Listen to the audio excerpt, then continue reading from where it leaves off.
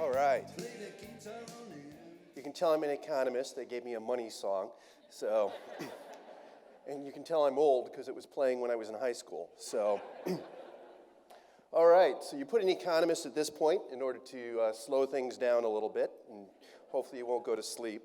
My job is to give you some of the numbers that we see here in West Michigan that sort of backs up and sort of gives you a call for why we need to be doing some of the things that you're hearing the other speakers talk about. All right?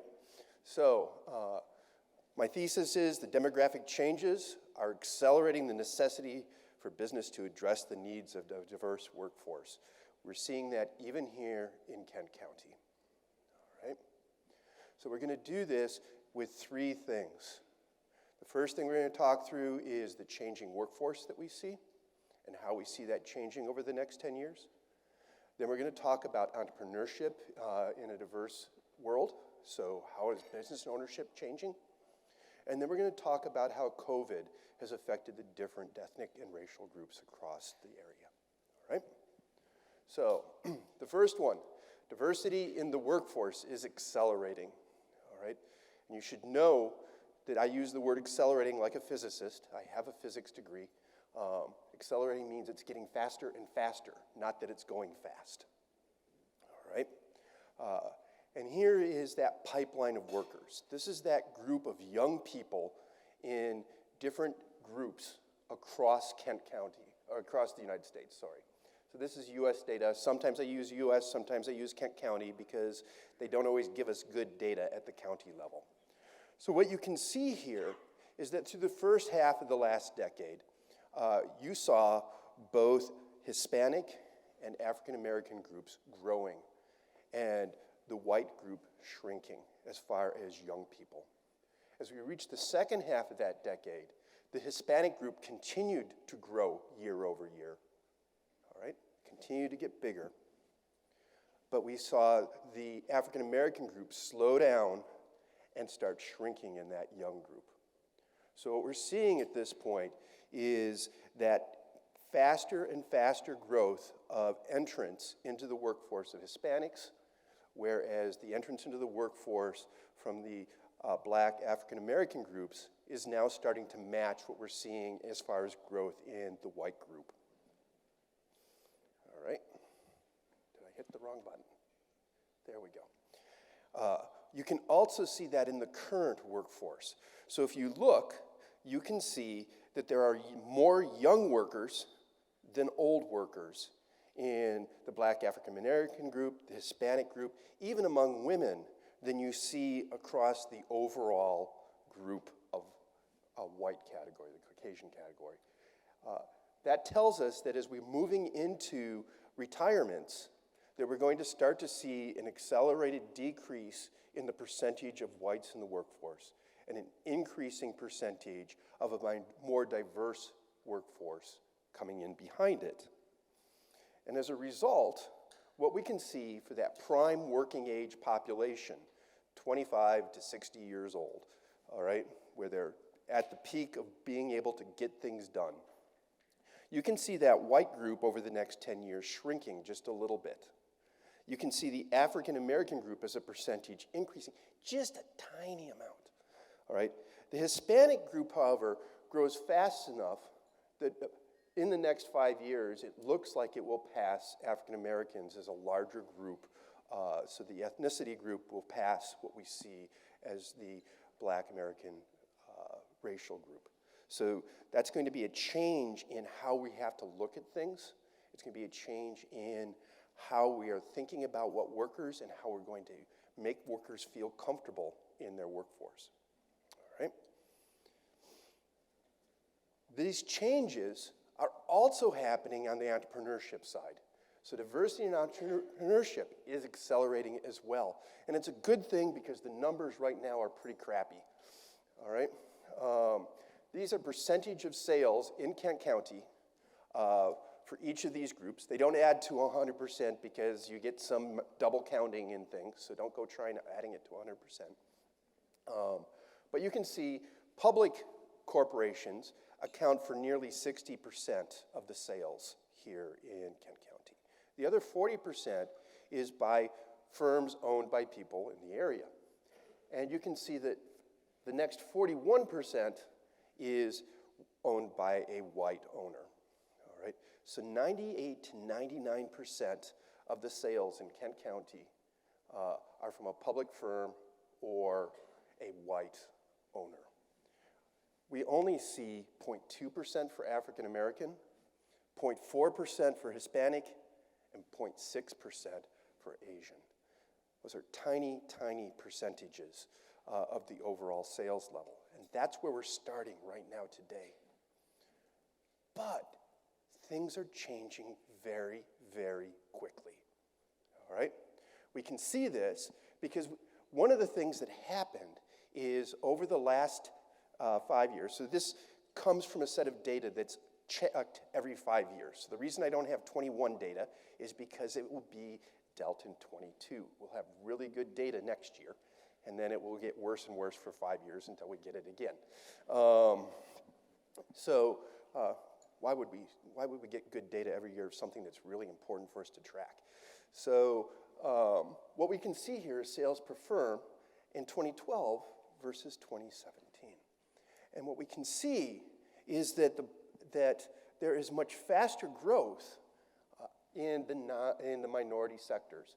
So you can see Asian businesses sales per firm increased 40%. Black African American increased 116%. That's a massive increase and brings them in line with what you're seeing with Asian and Hispanics.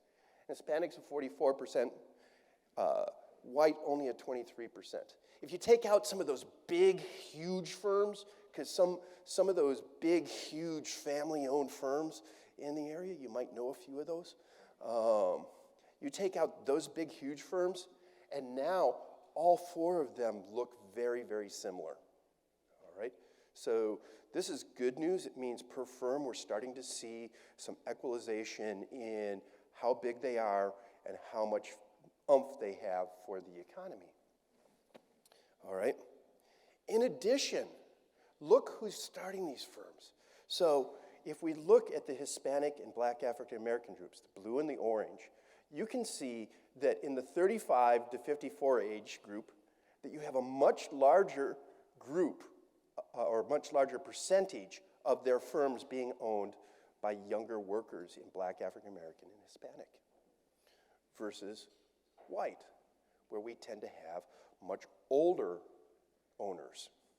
Why is this important? This is important because as we look over the next 10 years, these owners are going to be selling, transitioning, merging, being acquired by other firms. This is a 10-year period of where there can be a substantial amount of catch-up in the percentage of firms owned by different groups of people. So if you remember, way back, let me do something I don't normally do. I'm going to go back, okay? If we go back to here, you see 0.19, 0.43, and 0.64. If we just maintain the level of new businesses that we're seeing right now from each of these ethnic groups, the Hispanic will be about 1.5, and the Black African American will be about 0.3. If they started acquiring businesses and generating new businesses in proportion to their population, then we would see that by the end of this decade, we would expect Hispanics to be at about 2.5 to 3% of the total, and African Americans to be about 2%. So that retirement of those older white owners and that influx of younger ethnic and racial owners is going to change the dynamic of that area very, very quickly, and we have to be paying attention to that. All right. So, boom, there we go. We also have to know that people do things for different reasons. In fact, we saw that. It was great to hear Scott's talk on that. But they do things for different reasons. And in fact, this is sort of the philosophy I'm hearing in the 49507 project. If you see firm creation and you ask why, Look at that number on the right. 45% of new businesses being started by African Americans, it's about their community. It's about helping their community. And that's double the percentage that you see for white, and it's 10% higher than what you see for Hispanic. That sense of community becomes important to understand as you start thinking about how do we accelerate business ownership. All right? There's other cool data, such as we know that firm ownership for African Americans is often accompanied by a higher education degree. So we see far more bachelor's degrees, master's degrees, and PhDs per percentage of the total firm ownership for African Americans than we do for Hispanics or whites. It's important to understand that and understand why it's happening. All right? So COVID messes everything up. So one of the reasons I also use data before COVID is because we don't want to get depressed about numbers because of COVID. COVID's depressed us enough already. So COVID will decelerate some of the gains that I just talked about for a temporary period of time. All right? So here is data on closings over the course of the last year. All right? So what this is percentage of firms no longer taking credit card swipes that were at the beginning of March in 2020. All right? And you can see over the course of the year, it sort of waxed and waned as the total amount of COVID blowing around in our neighborhood changed. All right? But where we're at right now, as we came into summer, and it hasn't changed much all summer, is that between 40 and 50% of our locally owned restaurants went out of business across Michigan. All right? More than that if we include bars. That's a huge number. And we have a lot of those transactional jobs that will never come back. All right? We know that virtually all of us have learned to do online banking. Even my 85-year-old dad, who loves to go talk to the teller, can do online banking now. All right? That has changed drastically how we're going to interact with businesses and change the types of jobs that people in businesses do. All right? Why is that important, those jobs, those closings? Because if we look here, this is the distribution of where workers work. And you can see that the first one is white, the second one is women. So you can see that nearly 38% of all workers in education and healthcare are women, okay? It's a big, big number. Excuse me, 38% of women work in those jobs. 75% of the workers in those jobs are women, okay? Why is that important? Look at it next to it, the black African American. You can see that their distribution looks nearly identical to women. Those are the two groups that were hurt the most by the COVID. Why? Because look at the businesses. Education and health services, wholesale and retail trade, leisure and hospitality are where they have larger exposure. All right? Those people-facing jobs, that interacting with people jobs, are the jobs that went away for all of this. These are the groups that are going to have the highest hill to climb back as we come out of this, all right? We also see that in firm ownership. So if we look here, you can see the Hispanic firm ownership is much more centered around hospitality services, all right, than we see the Hispanic group, which is more spread across, all right? You can see that in here with the Hispanic group in where they work. They're spread across a lot of different industries, so one industry being affected doesn't affect as much.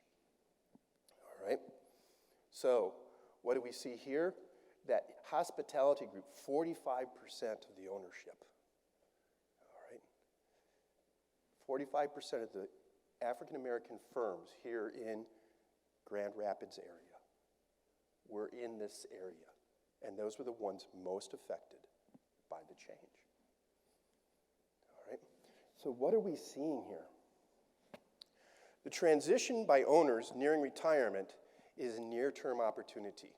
over the next 10 years, as those older business owners leave their businesses, sell their businesses, transition their businesses to new owners, if we can find ways, particularly with access to capital, to allow a more diverse group of people to access those changes, those trades that are happening, it will help us move about halfway towards the goals that we would have to hit to be proportional, okay? But we have to be thinking about it now. We have to be ready and prepared to do it, all right? There's little expected change in the overall workforce here in West Michigan. So as I look at the number of people being born, the number of people dying, the number of people moving in, the number of people moving out, the workforce total isn't going to change much over the next 10 years. But who's in that workforce is going to change a lot. And the big increase in that group is going to be the Hispanic group, okay? Because they're the only growing demographic for young workers in West Michigan, all right? And we have the COVID bump that we have to pay very close attention to. Black, African Americans, and women are the most adversely affected by the COVID disruption. We have to be thinking about how do we transition those owners and those workers into new jobs and new businesses, because many of those jobs just won't exist as we come out the other side. So where we're at right now is a really good position where we've started to accelerate firm ownership by different racial and ethnic groups across the United States and across West Michigan. But it was just nascent as we went into COVID. COVID disrupted that, so we have to pay attention to it for the next 10 years, because that's when the opportunity is to make big gains. After that, the gains will be slower. So thank you very much.